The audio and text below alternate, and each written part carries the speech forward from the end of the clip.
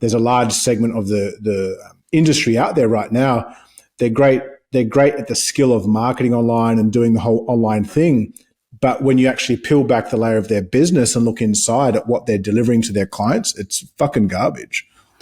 Yeah, I often think, like, forget who I was saying to, but you used to go to a gym back in the day. Trainers would charge $50. A personal trainer would charge $100, and the top guy would maybe charge $200. These days, if social media just collapsed and everyone had to be in gym PTs, I guarantee you most of the most popular trainers in the world with millions of followers wouldn't be the $200 PT in the gym. That would be the $50 struggling to get clients, and the big time trainers who'd be the highest paid trainer in the gym is probably not the one with a massive following either on social media. Hey team, it's Daine McDonald here, your host of the Industry Leader Podcast, where we interview the best and the brightest in the world in fitness, nutrition, entrepreneurship, and mindset. And in today's episode, we have a very special guest. He's a former team member, a friend, former business partner, and brother from another mother. His name is Mark Carroll. He's a world-renowned fitness coach, entrepreneur, and investor. And in today's episode, we talk about everything. We go into program design, nutrition, his story, his mindset, entrepreneurship. We cover it all. So if you like the show, click the link below, subscribe, and enjoy the episode. How are you going today, mate? Good? I'm well, thank you. Just chipping away. Yeah. So, I was speaking with Lane Norton earlier this morning. We had a meeting and he was sitting there with a cat. And I'm like, it must have been like a kind of a pre-warning to chatting with you today, brother. How are your cats and your dogs and all your animals going? They're good, man. The cats aren't too happy because we just got the new puppy, which is an 8-week-old golden retriever, and it's the size of the cat that just chases them around. So full of energy. Yeah, so we've got 2 cats, a husky, and a puppy golden retriever. So it's a zoo in our house, and it's as untoilet trained as there is. So it's an experience. Mate. Isn't that the worst? Especially when it's like you've got your nice house and all that type of stuff, and there's like bowel movements all across your floor. Literally. So it's a work in progress, but it's probably a bit easier than having kids, so I'm sure, as you would know. Yes and no, mate. Look, I mean, we got 12 weeks ago, we got an Aussie Bulldog. So he seems to think he's like the extended kid. I think even actually since we last spoke, man, like I've had another kid. So it's like 7 and counting. I was saying to someone the other day, it's like 10 years ago, I was just a selfish motherfucker by myself without kids. And then I had one, inherited 3, and have had 3 more since. So it's been pretty fucking chaotic the last 10 years, brother. That's an expensive hobby you got there. No, fuck. I thought my tattoos were an expensive hobby. Tell me about it, man. Tell me about it. But look, for those of you that don't necessarily know you, even those that don't, like obviously you and I share a very, I guess, unique background, having known each other for the last kind of 10 years. I know a lot about your story, your insight, and kind of the different phases of your career. But I kind of wanted to come in from a different angle. Like we're in 2023 now. So I want to kind of look at like Mark in 2003, then Mark in 2013, and then Mark where he is today. So talk to us about you, 20 years ago. Like where were you then? Give us a little bit of a background into how you got to where you are today. Jeez, 20 years ago, I was 14. Yep. And I was expecting to be playing cricket for Australia, and that didn't work out. So my friends who I'd played with were just playing all in the Ashes, like Usman Khawaja, David Warner and stuff like that. Were just, I used to play with all of them, Steve Smith, and that didn't work out. So that was kind of my expectation, that or playing rugby for Australia. And yeah, so that was, it was one of those things I would have bet every kind of dollar I had, not that I had money back then, but that was kind of my passion stuff. And, so through high school, I was probably a typical kind of kid where you're like, man, I need to be jacked to get girls and stuff like that. So I was like, I used to tell everyone I was doing weights for rugby and stuff to be bigger for rugby and stuff. But really, I just wanted to look like Arnold, get jacked and think I'd get all these girls. And in reality, it was just the guys who were impressed as always. The girls didn't give a fuck. So yeah, that was that. And so, yeah, but that kind of gave me the foundation. I love sport and I love training. And I used to say, it's funny, I remember when I was starting off in PT, I used to hate it and stuff because I used to be like, I want to be the star. I want to be the athlete. I don't want to be the coach. I wanted to be the star, and obviously, not everyone is good enough and all that stuff, obviously to be a fantastic athlete. There's mindset, genetics, skills, all that stuff. And so I was really resistant against it. Like that was my goal was always to be like the athlete, the star. Yeah. And now obviously it's funny because I am coach Mark Carroll. So I coach other people, to their goals.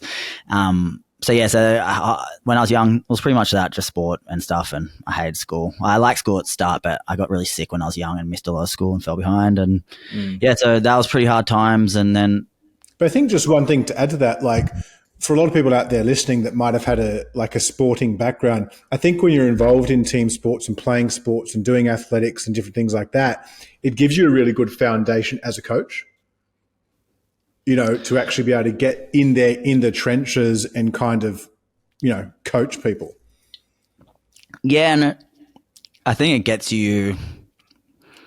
I often think back actually, and when I especially started, we've often talked about it. I think previous podcasts where I started in park fitness and stuff like that as a PT. But the way I used to coach people was the way I was coached just in teams. Yeah. The coach yelling at you and being a bit more army drill sergeant of circuit classes. But it actually gave me a lot of tools because I grew up with being coached in teams and rugby and stuff like that. So it actually helped me. I actually remember this. You told me years ago that people who are often really good at being coaches was your old partner because, they used to take big group classes and stuff like that, and, having the skills to cue, people in 50 people in a class and stuff like that. And I think often,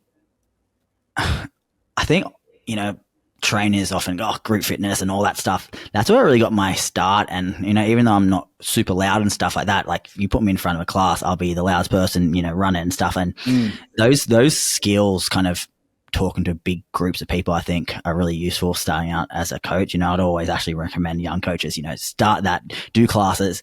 And I think it actually improves your skills a lot and your ability to talk to people, and actually less pressure I find to talk to 20 people often at starting out as a coach than, that one-on-one where you're that awkward kind of silence. So that was looking back these days, that where I started. And, it's missing in today's industry too.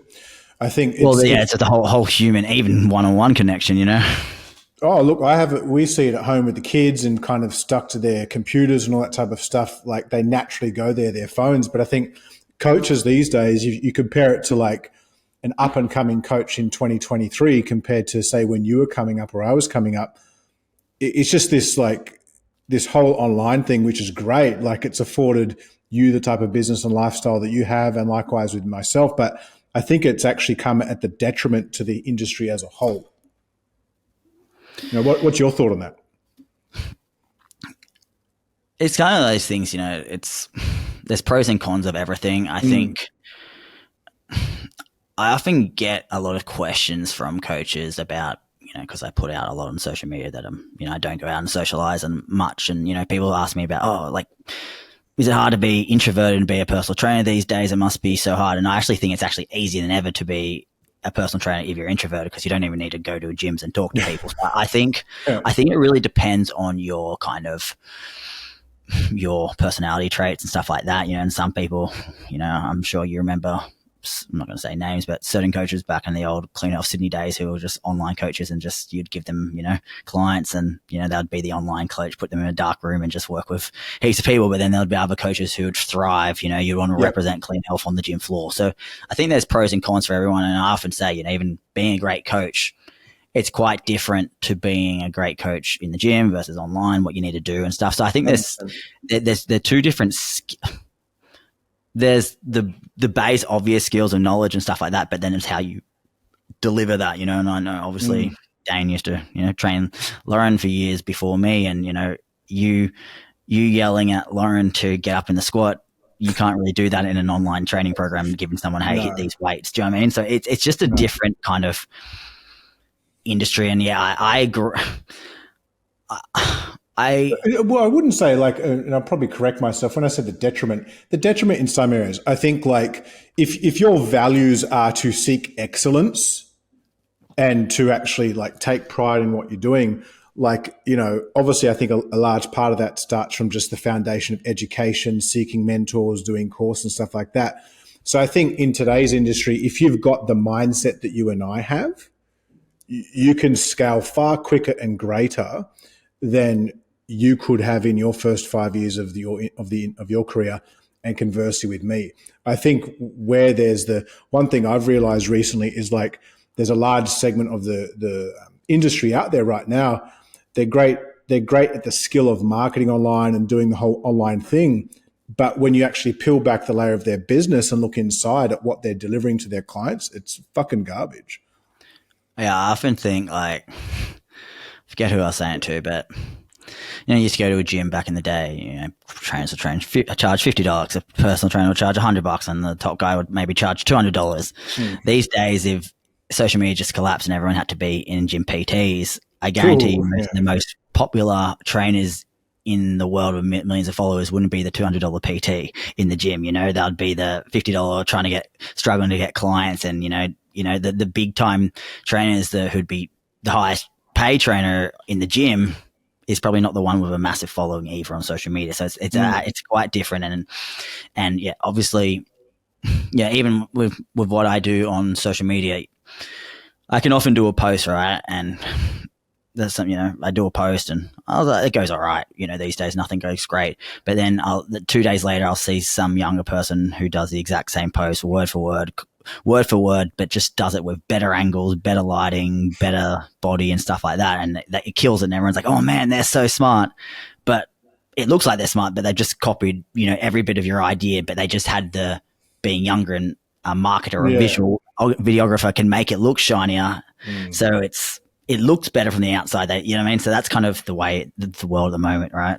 Let's talk to it actually, like that whole, your progression, obviously, people look at your following now, 400,000 followers, doing all this type of stuff. Like, I remember when we first met, it definitely wasn't there. And then even when you started to build that momentum, I think you had 10,000 followers, right? But even at that following, you were getting so many DMs and messages in regards to your services, around that kind of 2018 point. Talk to, how did you start to kind of take the skills that you'd learn and then monetize them online and grow that following, grow that community? What do you think you've done maybe a bit different than the modern online coach?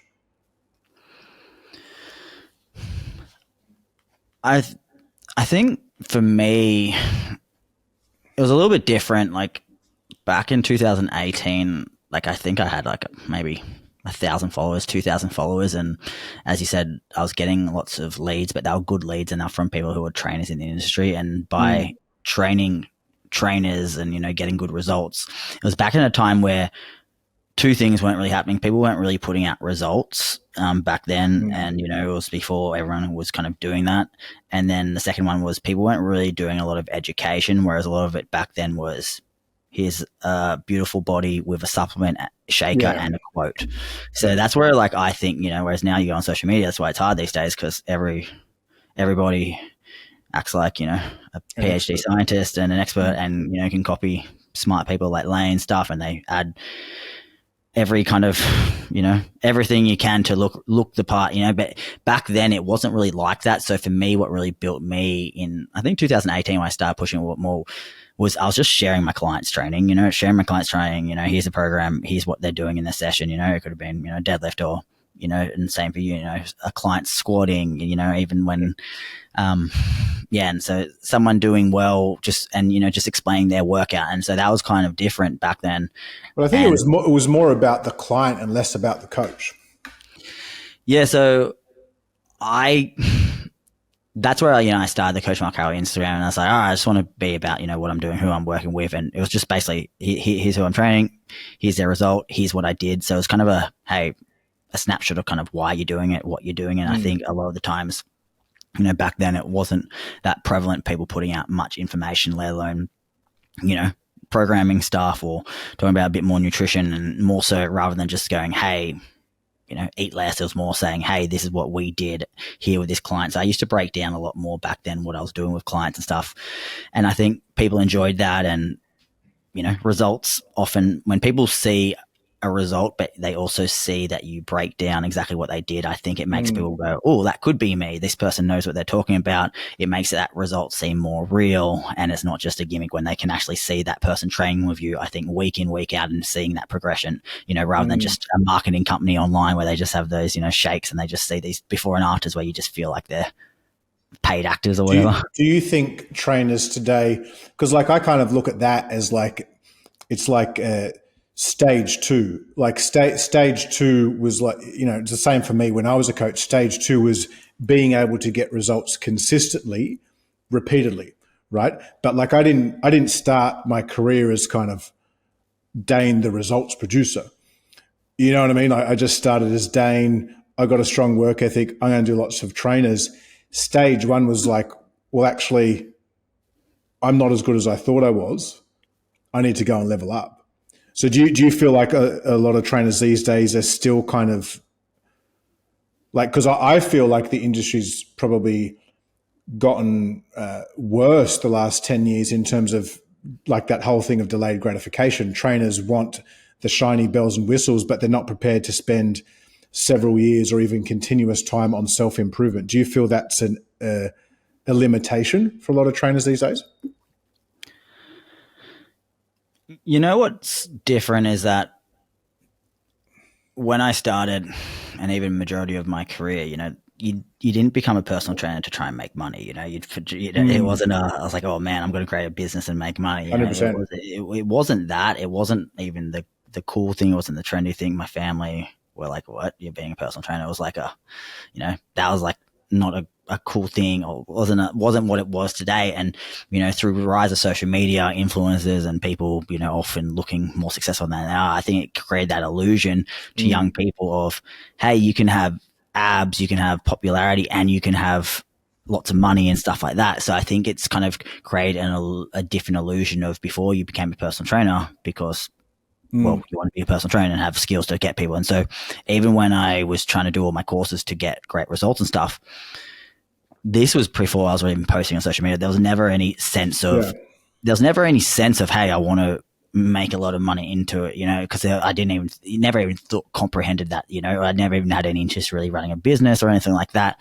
So it's just changed. And now I think it's just like anything. If younger people see that, hey, people are making a lot of money and stuff like that, people go, oh, I want that. And now, you can blow up overnight with social media, and it's, we say it all the time. You can be, it's so easy to copy people's stuff. It's such a low entry point. So it's very easy to look the part with good marketing and a good body, and then make a lot of money with a big following. That's a whole following. Following just, it gives you that, potential to sell things. So I think that the potential to kind of fast forward and skip a lot of the key steps it's so easy to be done. 100%. And so it's kind of like, my opinion, a lot of them don't last.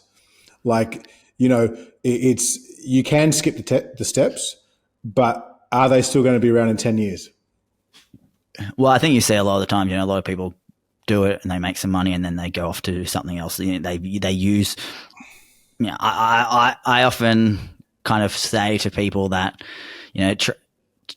back in, not that I'm older, but being 34 or whatever, I was 90% a trainer and then 10% a content creator, because I had to create content to market your business. Just like back in the day, I used to do flyers and had business cards. It just was you have to do it. But these days, I feel like people are 90% content creators and 10% trainers. It just happens 100%. To be that fitness is their vehicle to being popular and being seen. And it's like, if fitness wasn't the in thing anymore, they'll jump to the next thing as quick as possible.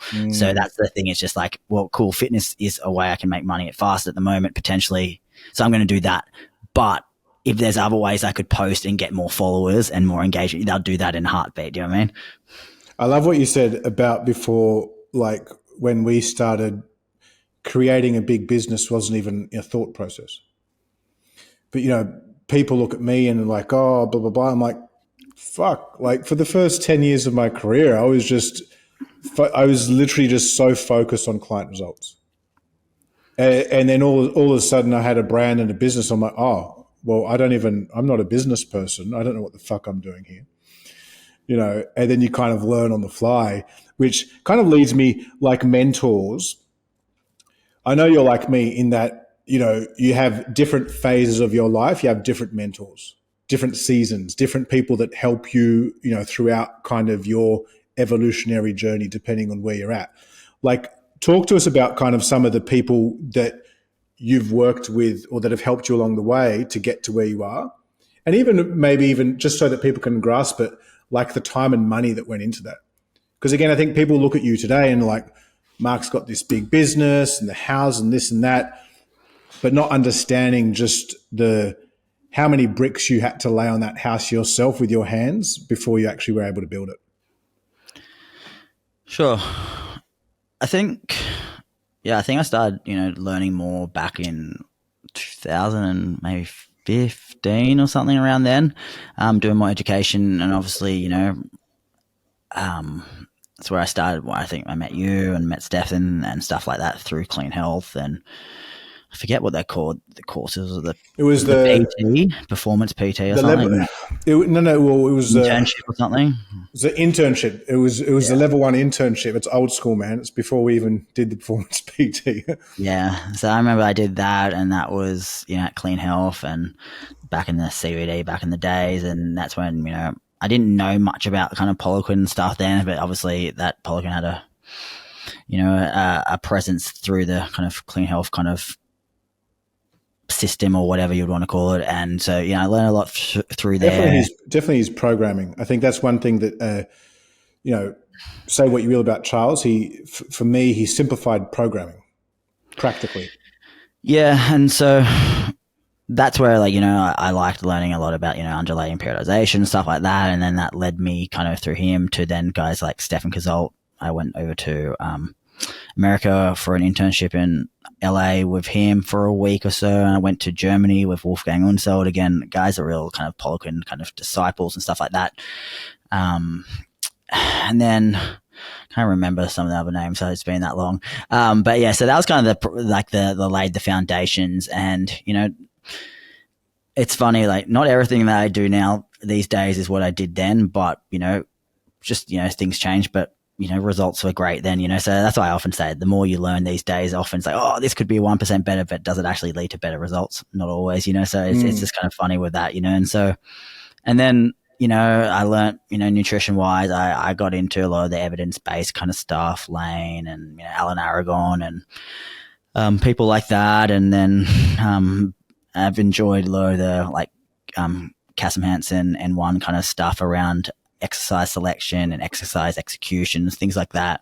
So yeah, and so these days, it's always an ongoing evolution, and I'm a big fan of you take what you like from something and then you leave what you don't like, and then you keep building and building and building. The goal is, not to be the next anyone, just be the best or the next you, as cliche as it sounds. And yeah, so I like to think, it's kind of like a Frankenstein where you take pieces of this and that and you kind of 100%. Become this thing, and so there's nothing that I do these days that I think if anyone who I learned from looked at what I did, they'll be like, that's not what I do. But it's like, it's a formulation of, all right, I like this. And then you take that and, Glenn and I do similar stuff. It's still different stuff these days in ways and just your thought processes. And I think it's also just important to do things that you like and believe in. And sometimes stuff will come out with the research these days. I'm like, nah, I don't really agree with that. Or even I did, I don't, it sounds nice, but I also train people. I don't think they would enjoy that either. You opened actually something I wanted to touch on today is kind of the role of evidence and in the trenches. Again, you and I come from a background of tens of thousands of PT sessions in the trenches. And so there are a lot of people out there in the space that, you've got the kind of evidence base, which is like the research must show X, Y, Z in programming or whatnot before I go and apply it. And then you've got the other end of the pendulum where it's like, well, actually, I've done that with clients before and actually got some positive movement. So like, what are your thoughts on like, how have you traditionally made decisions? Like nutrition's maybe a bit different, but with programming, like blending the science with what hands-on has worked for you.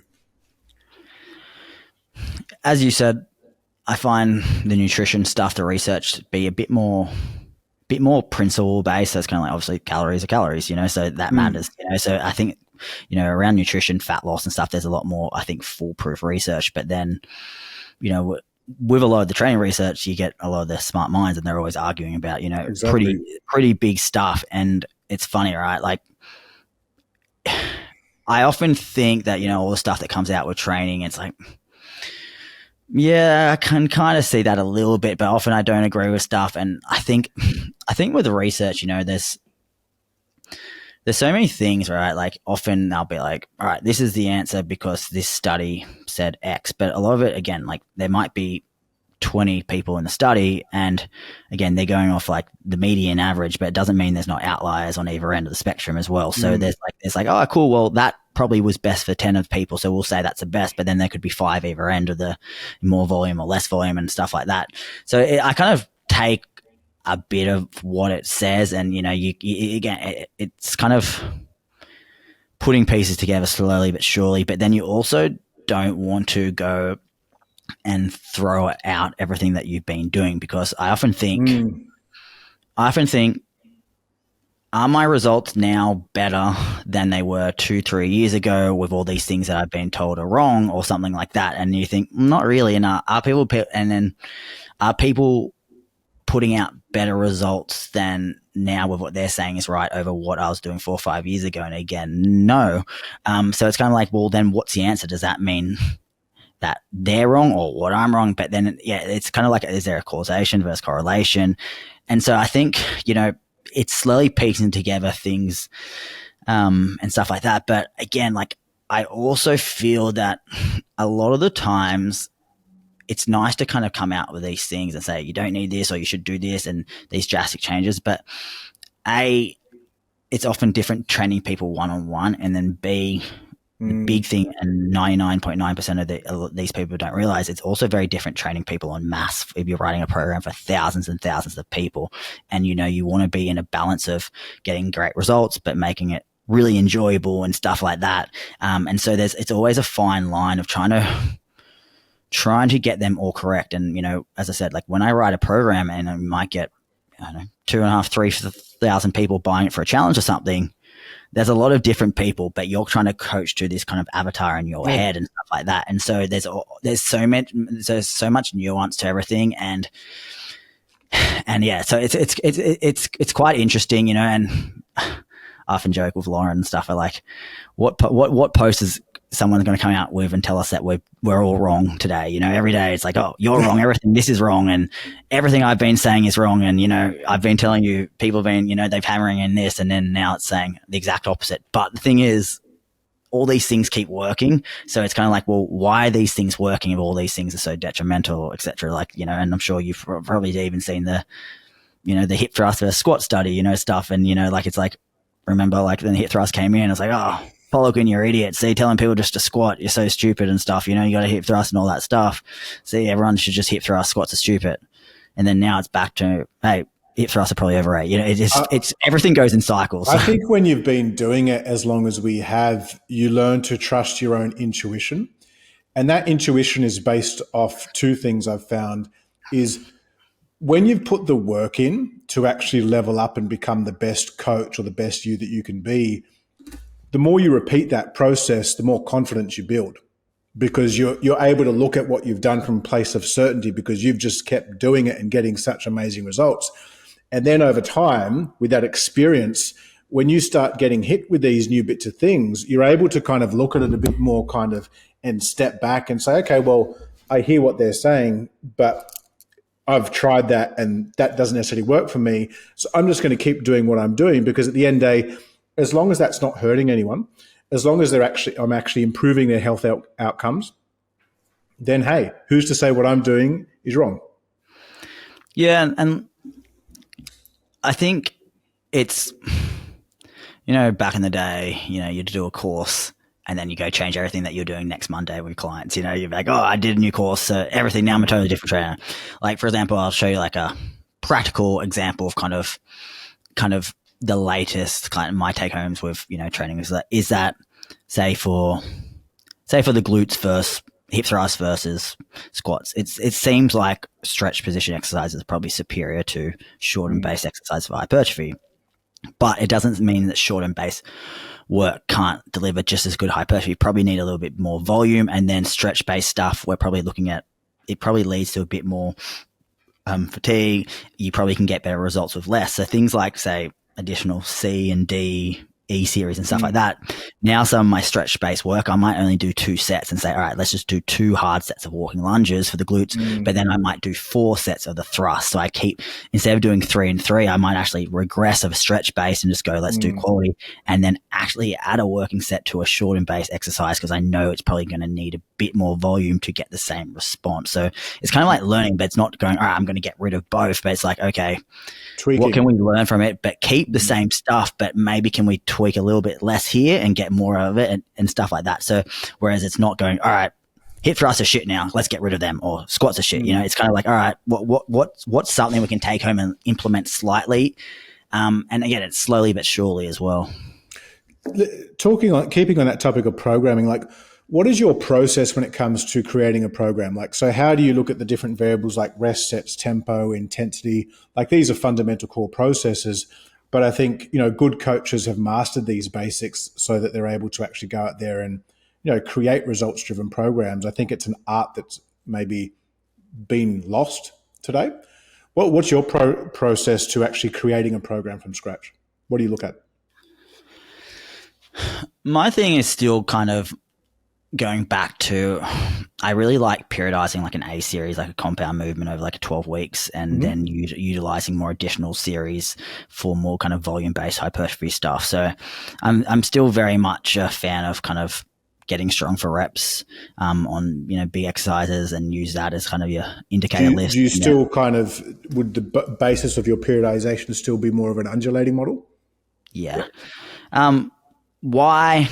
Because number one, I just find clients really enjoy the distinct kind of different training phases, and I feel like I find with undulating, it's probably my preferred way to utilize tempo and stuff like that, like pause reps and stuff like that. And I think each training phase can give clients a clear-cut identity to what they're doing and feel like they can progress well.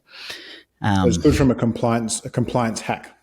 Yeah, and even just from a coaching standpoint, it's like, all right, cool, I'm up to accumulation 6 and intensification, and it's just like, all right, what do you do? You know what you're building on.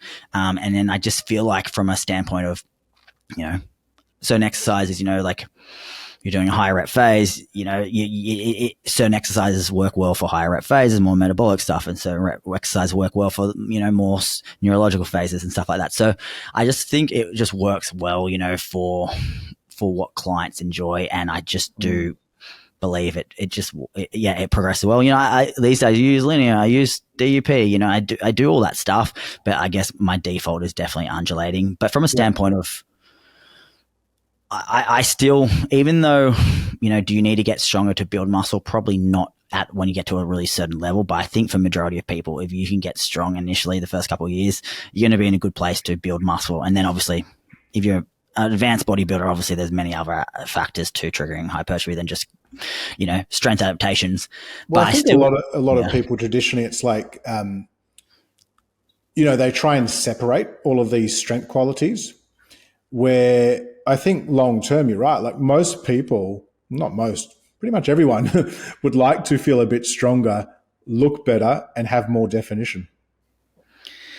That's the thing. Like, I remember, I'm trying to think, what program was it? I think it was the Art of Reverse Diet, the exit strategy we came out with, our second program we did. Was it? Gosh, that's early 2019. Yeah, so that one, and the big thing in that was, it was actually much more functional hypertrophy based. And, the reason was that post-comp or, fat loss, people, not feeling so good when they're not getting the validation from looking in the mirror and being shredded and stuff like that. Whereas if you go to the gym and you're noticing yourself getting stronger, you walk in with a purpose, the mirror might not be as validating, but you're crushing the weights each week and you notice yourself get stronger. I feel like that has a carryover to, longevity in the gym and wanting to be there. And when 100%. The mirror is not always your friend, if you can walk into the gym and, walking with purpose, like, man, I want to hit a PB on week 4 of this phase. I'm going to hit 100 kilos for 5x5 today as my top end set, of this phase. And you're walking with a purpose. Whereas so often it's like, all right, well, I'm a more bodybuilding program. I'm just going to walk in. I'll do some incline bench. I'll do this. I mean, I just feel like obviously, good lifters are still following programs and stuff like advanced guys. I know, hypertrophy phases, but I just feel that I just think for even the everyday lifter, the more ways you can find wins in the day, and and if you can find, I think, you would know even when you're, back in the day training people, there's nothing more saying, hey, here's an obvious win. You've added weight to the bar, or you did 80 kilos for 8 reps. Now you can do 80 kilos for 12 reps. There is your progress, boom. And so I think strength adaptations, of course they can be higher reps, but for me, my passion is I always still try to think of myself as more of a blended strength coach, hypertrophy coach. I'm not a hypertrophy specialist. I'm not a powerlifting specialist or anything like that. I just think of I'm a coach.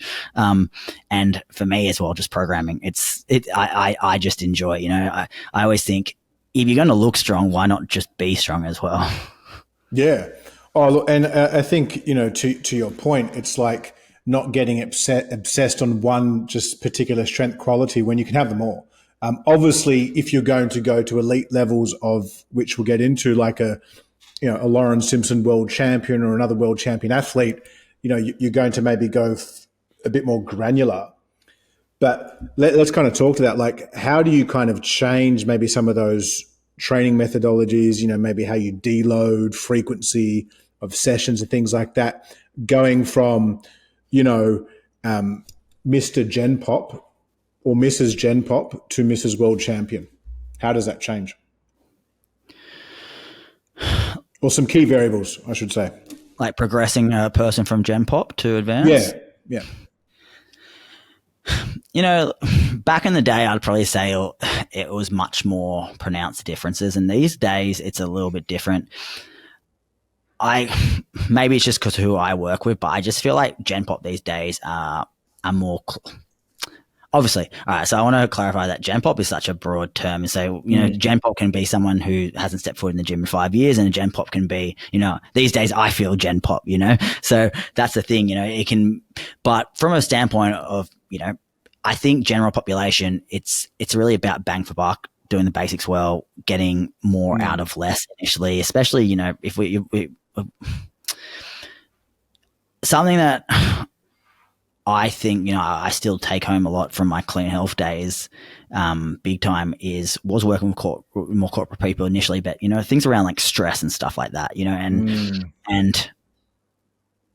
and how can we, working with corporate people and stuff like that, do we need to absolutely kamikaze them, with 5 days program? And even then, I'm sure certain other businesses that do kamikaze transformations and stuff like that. Just don't mention them, man. We'll have a defamation letter tomorrow or something. But and that can be fine for the right client, but for a lot of people these days now, I've kind of switched tunes as a lot more kind of like, how can I get more out of less, or and so.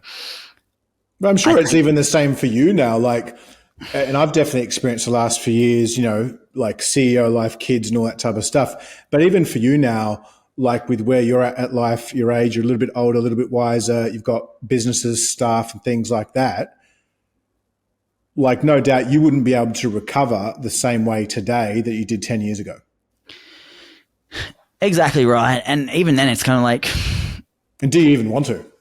That's my kind of thing. It's like, it's like, hey, like, fuck, okay, cool. You could, this is the thing I get, right? Like, it's probably not as much now that Lauren's obviously not the WBFF girl now that she's a couple of years past that. But back then, I was getting so many kind of messages and women kind of saying, I want to look like her. Can you sign me up? And they'll just tell me they're 45, 3 kids, blah, blah. I'm like, why do you want to look like a late 20s person who's this is their entire life, send me other clients? I'm like, oh, I loved her. I'm like, see this girl, like one of my clients, I remember it was a really hard cut to get a lean at the end for a comp, and she won her WF bikini show. I think it was in England last year or something, and her prep, it was 1,000 calories the last few weeks, because it is what it is. She's a small person, you have to get lean. And I think too often my one problem with social media these days is, of course, there's so many amazing bodies online. I think these days the general population client thinks it's easier than they actually is to look that way. Just because they're, back in the day, you used to see a big guy's like, oh, fuck, wow, like that guy's jacked. It was so rare. Now you're just inundated with perfect bodies and stuff. And it's the whole thing, like PED use is so rampant now. Like man, that's a funny thing. It's so rampant. Yeah, like, I've always prided myself on all my clients. My bikini WBFF clients have always been natural. My client Nura, who last year won the WBFF World Bikini title in the over 35s, Nura last year. I've trained for 5 years and always natural. She's I think 40 now, and like this prep is hard. She's it's and then these girls, she's just like, it's just so frustrating. These girls are on Anavar, they're on Clan, they're on T3, and here's her. I'm just crushing her the last couple of weeks before her world's comp in a couple of weeks' time, the WF. And but that's the thing, is that like on top of that, I just guess going back to that is just like, when I look back at my results and stuff like that, like the results I'm putting out, that's how I know my stuff's legit, because I'm literally doing it with natural people, and they're going out and beating all these people who are on all these drugs. And, and that's the thing I used to get, not that I get many these days because I'm not pushing it these days, but, WFF, I'd get so many girls wanting to work with me because I'd see my clients do well, and I'd be like, oh, can I come over? And they'd kind of give me a bit of an intro, and they'll tell me all the things their coaches had them on. And I was just, and they didn't even look great, so that was the thing. And like, it was a bit of a rude shock, kind of going into that world. And that's why, like, for yourself, I think, I forget the federation back then, but, I think it's ICN now, but, you were getting these girls stupidly shredded naturally. And then, they'd be competing, or they were beating, all of the ones on Anavar and B-roll and whatnot. And that's the thing. And then that's my funny thing, is that then people hate on my stuff. I'm like, my clients are literally beating your clients in all this gear. And it's not one client. Every other client just keeps doing it, And so that's why, as coaching, you also want to know how your stuff's doing. I think you learn a lot more about yourself as a coach if you're going to be working with natural people than people on all these copious amounts of drugs, where you could just give them anything and they'll look jacked and shredded. Well, I think that's where, I guess, the science and practical application comes into play. Like, for example, like even just simple things like programming in a deload.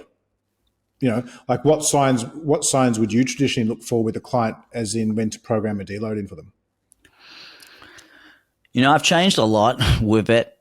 A couple, when I kind of in the Wolfgang kind of, I love Wolfgang, I love his stuff and stuff like that. But he used to program much more like, all right, a deload in week 3 every week, was deload and stuff like that. And there's a bit more plan and stuff like that. And I was doing that for a while, but then I think, especially with working with more advanced people, and in comps and stuff like that, you can't just deload and decrease the training volume dramatically, in preps, and decrease expenditure. But just from a standpoint, if someone's training the house down and feeling amazing and just progressing, you go, hey, deload, we need to take back.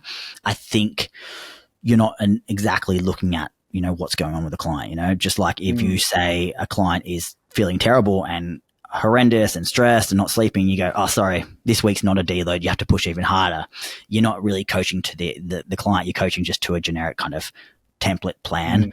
And these days are much more about auto regulation and stuff like that. So these days it's going to be, I'm quite a big fan of really like another thing I was doing 5-6 years ago was more, I thought diet breaks were magical, I thought, oh man, I'm going to put the calories up for a week and their metabolism is going to be totally fixed and all that stuff. Like, that's kind of where we're at. And now we realize they're not magic. So these days, auto regulation with a 2-3 day refeed, just by bumping calories up 500, decreasing training volume or RPE, 2-3 days can often can do fantastic things psychologically, which then I think has a small carryover to physiological benefits just from them probably mentally being recovered.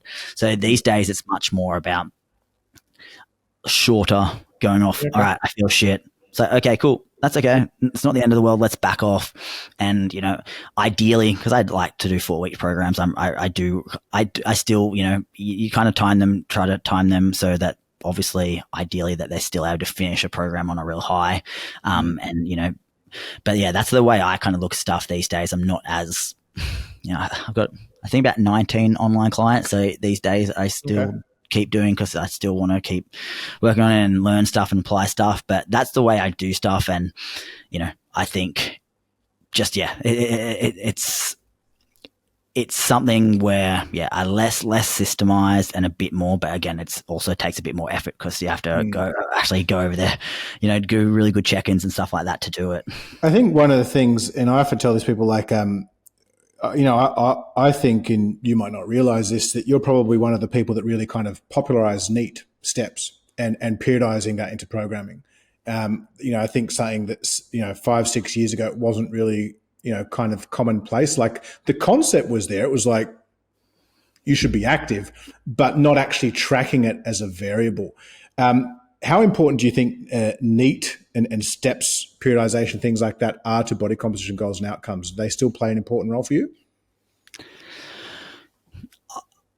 I'd say if you didn't track them, then the people who naturally get lean really easily would just get lean really easily. But the people, because they're just naturally, they're less defensive metabolic type. So, they go on low calories and they still just keep losing and losing and losing. Whereas the person who's got a bit more like that efficient metabolism and stuff like that, they're the ones who naturally, you put them in calorie deficit, they start losing a bit of weight and their body just wants to move less dramatically. And so they're the ones I find really useful. But I use it for everyone, because you often don't really know how someone will respond, especially until you start dieting them. Obviously, if you work with them long term, you do. But the way I look at steps is it's just a fantastic tool to hold people accountable. And if we know that, the variables of, fat loss, like, I always say calorie deficit, it's simple, but also really, really fucking hard.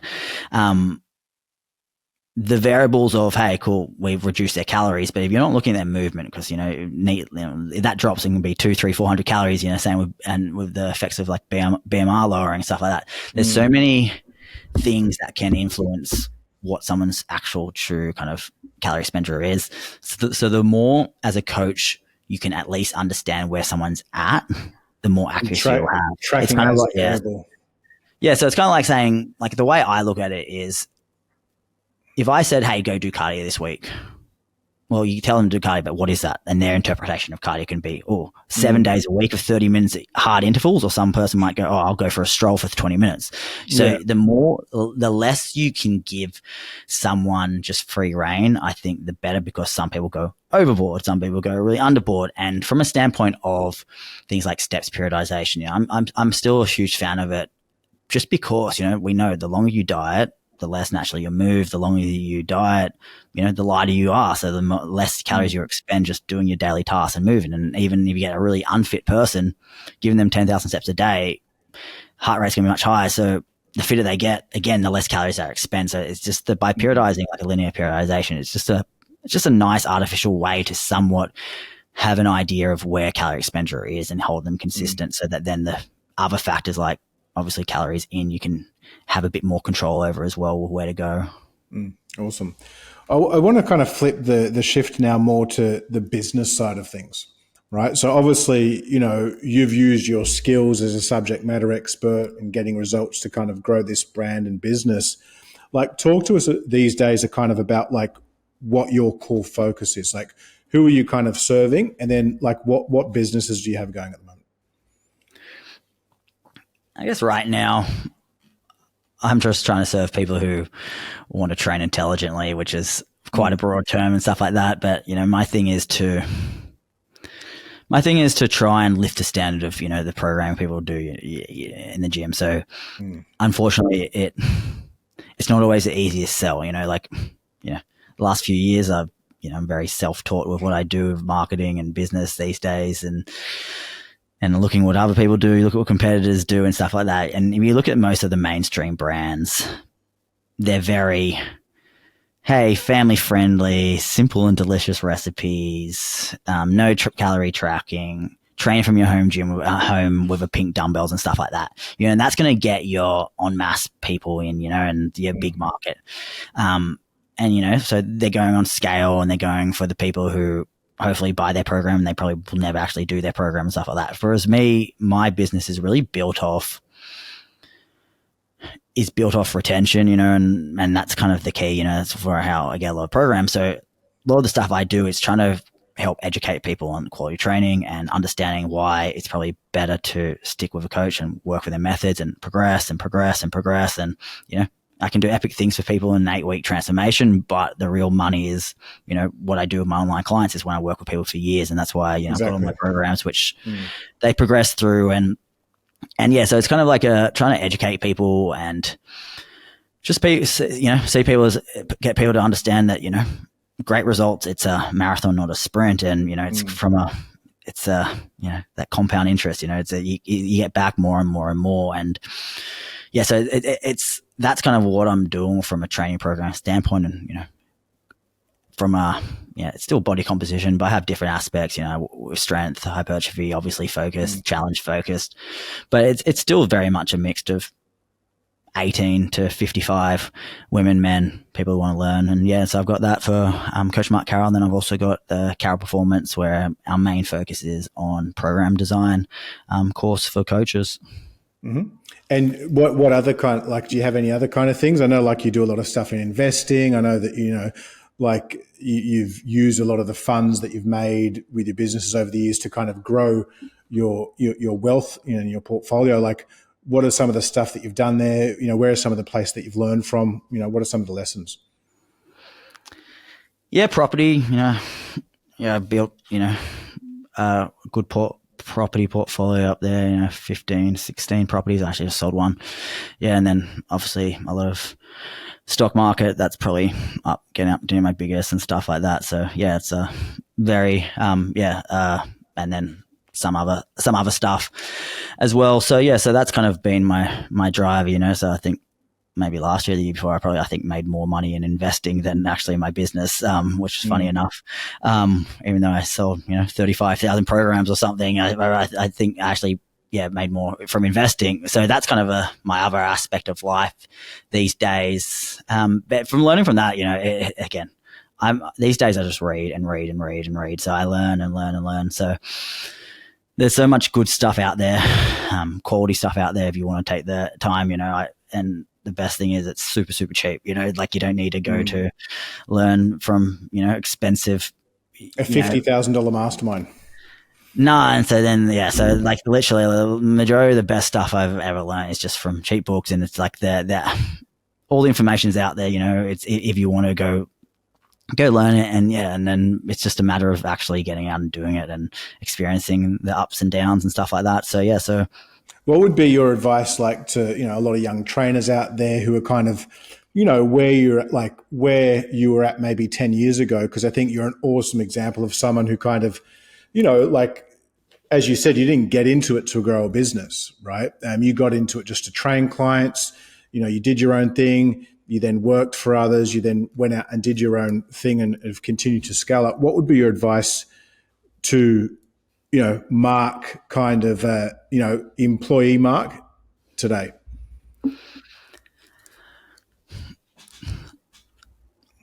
So, it's funny, you often get asked this, and, I go on podcasts, I'll give you these tips and, all these, I think people often want, here's this one tip to change everything. And I remember listening to this thing from, I think it was Steve Jobs, and he kind of talked about when you connect the dots by kind of looking backwards and stuff like that. And, a lot of I often say to Lauren a lot of the things I've really wanted in life, I've basically kind of failed at, and a lot of the things I wasn't really expecting to achieve at all and done 10 times better on was things I wasn't planning. But the things that I tried to excel at and failed at, I was still doing the things that I probably should have done, but it just didn't work out. But by doing those things, it then kind of created more opportunities to kind of do what I do now. And, I was actually on Lauren Keeley's podcast earlier in the year, and they asked me a question, and it kind of made me think. It was they asked me about how I kind of got my name out there, and I was obviously training Lauren, training Fit Girl Mel, who used to train Kim Kardashian, Hannah Oberg, had 2 million followers, and all these other people, and they're so it was because of all these big influencers that kind of built your name and stuff like that. I was like, Yes and no. So there's luck, but then it's also then having the knowledge and skills that when that opportunity arises, you actually then can take it. So if I was a shit coach and I got, say, you gave me Lauren and then I made her fatter and she came last, then it wouldn't have mattered. You know what I mean? So you actually have to have this. It's such a good point. I think, Yeah. like, even if you use the Lauren example, and obviously, kind of when I retired from coaching, I was like, who is someone that's got the skill set that's going to maintain the kind of trust in that there? You just spoke then about opportunity.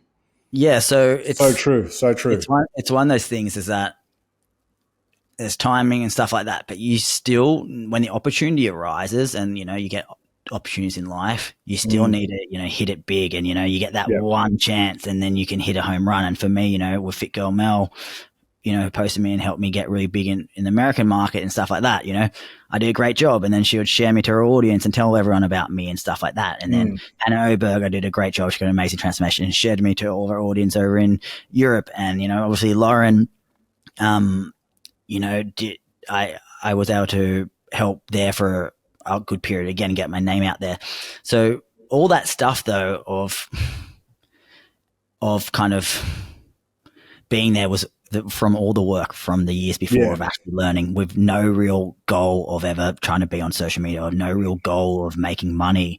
And I know it's a bit hard to often say, but it's kind of like just by trying to be good at being a great coach, that allowed me the framework to actually then, when these opportunities arise, to actually take control of it. And even with business, I built, a solid business and, I make better money than I was expecting and stuff like that.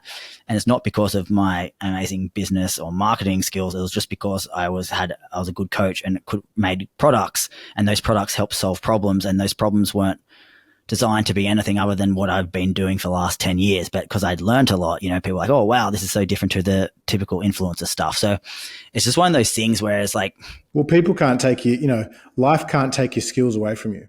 So like if you've acquired all these skills along the way, even if you get hit a few different, bad home runs or experiences, provided you got the skills, I think probably another thing that I take away from hearing that is the resilience.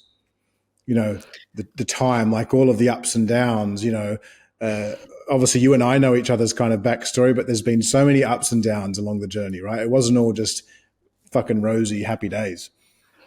Yeah, and still definitely isn't, like the more you do, the more like, you try to do, and, and then the bigger wins you try to achieve means also bigger losses and stuff like that. So it's always that. And, it's just, the having the ability to try and keep pushing through and stuff like that. But if you're good at what you do, even in a super saturated market, if you're really, really, really good at what you do, you should stand out in one form or another. And yes, some other people will be much better marketers or better looking or better social medias, but a lot of them get exposed when then the client eventually signs up to them. So, as I said, my business is built off retention. These days, I think the average person maybe averages like 6 programs or something, which is insane, whereas most businesses, they get one sale. One, that's it, one and done. So for me, I'm able to do good numbers and make a decent, not because of my following, but because, that one person turns into that increased customer lifetime value.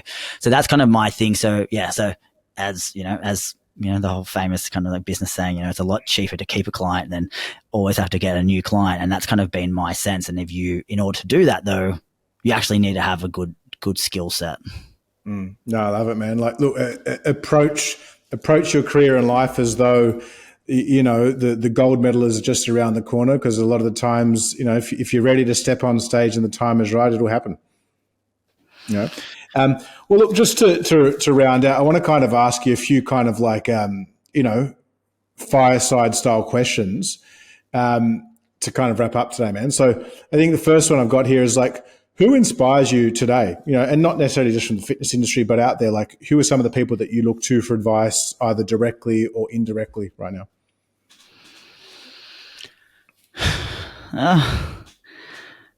It's kind of hard to say, like, I probably not the best fire thing, but Yeah, it's just these days, like, nothing, nobody really kind of stands out. It's just because these days I just learn from so many different things. And as I said, I read so many books and stuff like that, and I don't even remember who the author is, but it's just my thing.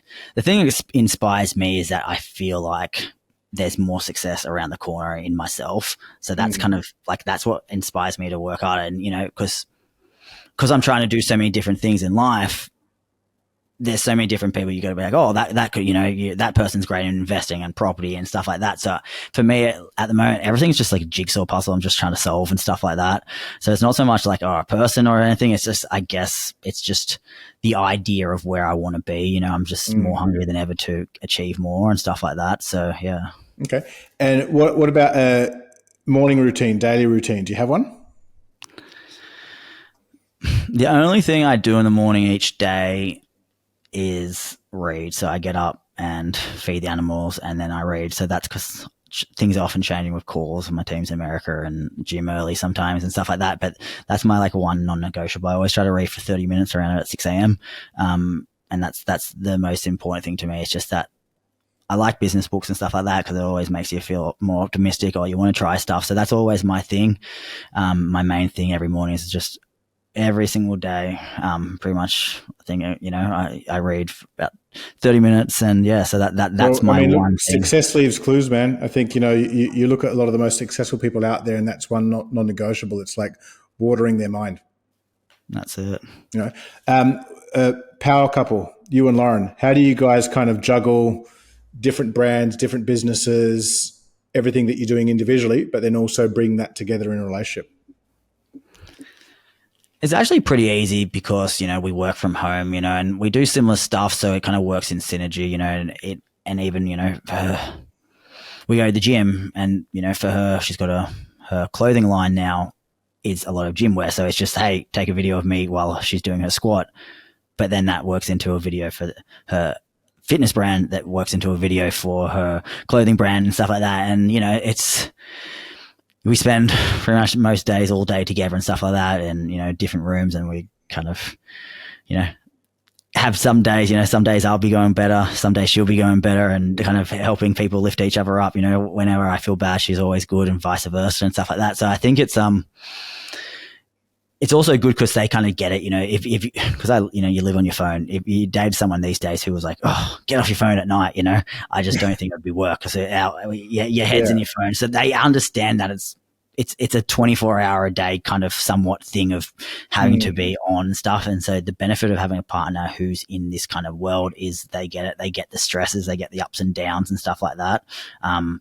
So yeah, but it's a challenging time right now, as that's for sure, with just social media and the way it is. It's not always the most enjoyable thing in the world.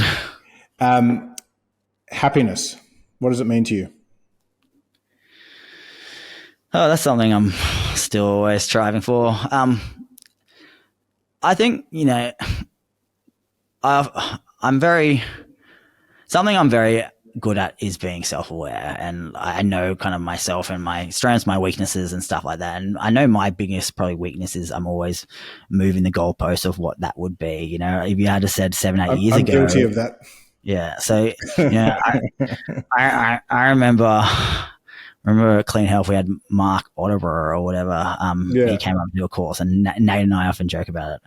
He's like, kept asking us why, what's your why? And I was like, he's like, what do you want? And at the time I said, all I want is a house and a dog, because then if I had a house, then I could have a yard for a dog. And that was all I ever wanted. And this was 6-7 years ago, and you get that. And now, and I remember, I think when I was about 22, 23, I remember when I was moving out and I was like, my goal in life was to make $60,000 a year, because I factored in, if I made $60,000 a year, I'd be set, because I could afford rent, I could afford Foxtel and stuff like that. And that was it. I was like, that's success, and, so things keep moving. And, like, truthfully, like, happiness for me is when you feel like you have a goal and you go out and achieve it. And that's why it's often quite hard, because the bigger your goals are, the harder they get, and the bigger they get. You hit a goal, it's not always, it's like, all right, well, that didn't really change how I feel. So you need to set a bigger goal and a bigger goal. And you're often kind of chasing that kind of idea of where your happiness will be. And you're probably never going to be there, So my probably biggest weakness is that thing of it's great to have big goals, but it's also the ability to maybe go, hey, you know what, I'm probably doing better than I'm giving myself credit for. And as long as you're not, I try and remind myself every day just to stop and smell the roses. It's so easy to get caught up in that, like chasing the ultimate version of you mindset. I had someone say to me recently, like, why do you keep, changing the goalposts and setting targets and this and that? I'm like, well, because as I grow and mature and life changes, like, I guess what's important to me changes. For me, the whole concept of impact on a truly global scale is kind of where I'm at. It's like, it kind of goes from, like you working in a local gym, training a few trainers or training a few clients, to doing some stuff online, doing a few thousand. And then as you do more and you get a taste for it and you can kind of see the change that you can make, it changes. But it's like, I think at the end of the day, I tell people, it's like, you got to do what makes you happy. If making you happy means that you want to continuously push the boundaries and change the goalpost, then fucking go hard doing it.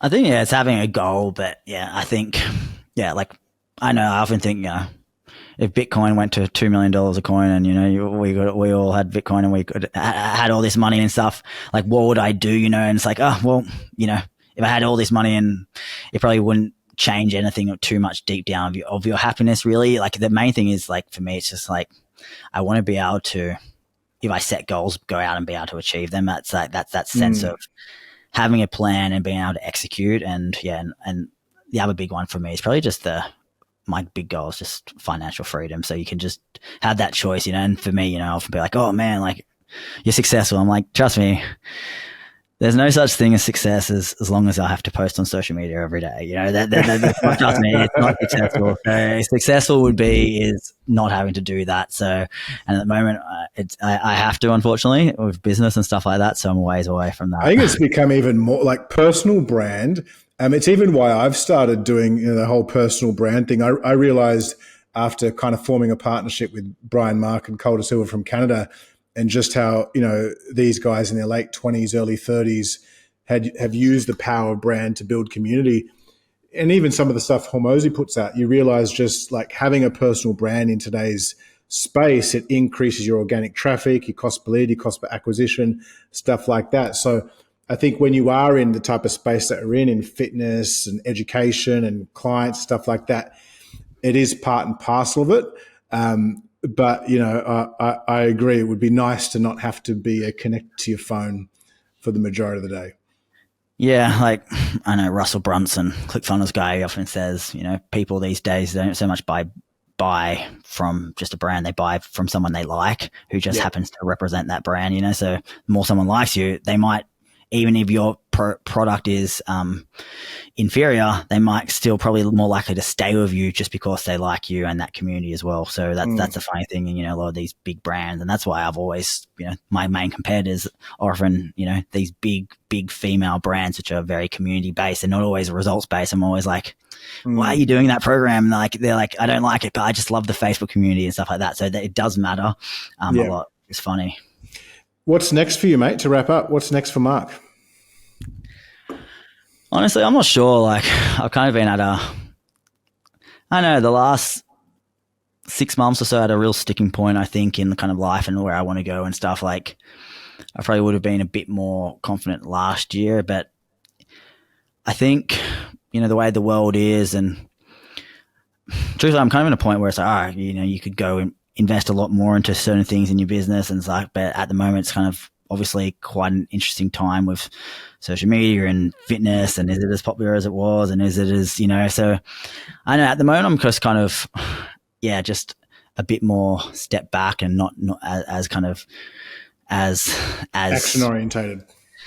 Yeah. So I just kind of want to see kind of things and, like obviously, a lot of properties, a lot of different things. There's a lot of things, that the world's in an interesting place right now. So I don't think, we're too much in a growth stage at the moment for too many things at the moment. It's kind of just kind of getting through interesting times. I would, I'd like to keep kind of growing things and stuff like that, but I guess it's, I'm trying to look at what is that, because just, as I said, things keep changing and stuff. So, it's quite hard to say, before, like, early last year, I was thinking about going more, bringing back more premium coaching online, and then I changed my mind and then went back to more mass. And then so I'm kind of in kind of two minds, there's pros and cons. It's like, where to take stuff. So yeah, so it's not always, I think people always think it's just always just like this linear growth, and it's definitely not always that. And a lot of times, sometimes it's also actually just, it's kind of like a maintenance phase, kind of like, all right, mate, go. This is growth, brother. I mean, 5 years ago, Mark Carroll would have just kept fucking driving like a bulldozer. I mean, sitting back and observing, it's very hard for people like you and I to stop and just sit back and kind of take it lay of the land. So kudos, man. Yeah, so we'll see. Whatever it is, hopefully just keep getting better and whatever that is. Yeah, no, definitely, brother. Well, look, thank you so much for your time today, brother. We touched base on a bunch of awesome snippets. Mark, for people that live under a rock, where can they find out more information from you, mate? Yeah, you can find me on coachmarkcarroll.com. My Instagram's Coach Mark Carroll, and I also have a podcast, the Coach Mark Carroll podcast, and also carrollperformance.com if you're a coach and you want to learn from myself and my brother. And yeah. Awesome, brother. Well, look, thank you so much for that, mate. Appreciate the time. Guys, like, subscribe, share, and let's get this message out to the community. Thank you.